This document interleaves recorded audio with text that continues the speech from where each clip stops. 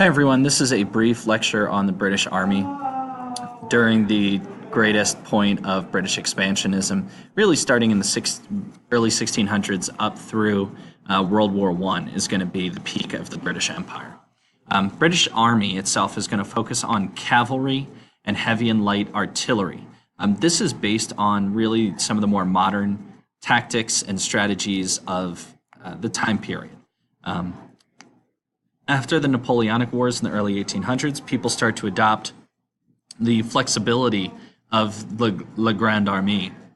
In addition, during this time period, we see the army's makeup shift from mercenaries and hired groups, in some cases from outside of the nation, and more be composed of people from the nation itself.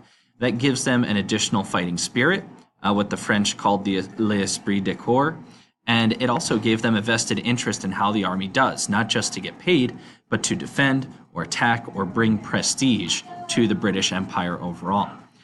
Clear chain of command was essential in the British Army. Extremely well disciplined, extremely well trained. Soldiers would be punished pretty severely physically if they slacked off in any way, shape, or form. This is actually the way that George Washington envisioned running his army as he started working his way up through the British troops in North America prior to the French and Indian War. Extremely disciplined, extremely well versed in following that chain of command. The British Army is going to be noted for this discipline really throughout its existence. In addition, we also have the use of the Navy. Now, as we take a look at 1915, just prior to World War I, this concept of Britain really controlling vast swaths of land across the world.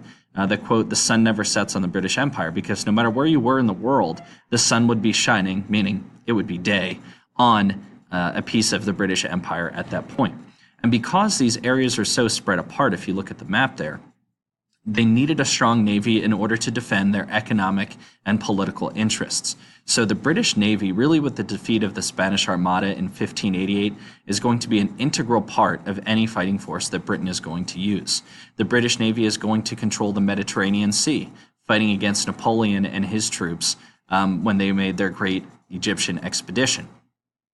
The Navy is going to be a major reason why Germany was really never able to get going in anywhere other than Europe during World War I. You see a British warship from the defeat of Napoleon's forces at Trafalgar Square over there on the left-hand side.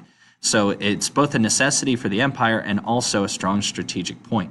The names like Sir Francis Drake, who were basically pirates who were authorized by Elizabeth I in the late 1500s to plunder and pirate various ships of different nations, especially Spain, is going to be something that is going to lead Britain to seeing the value in having a really strong navy. That's all we have just in this brief little excerpt here. If you have any questions, please let me know.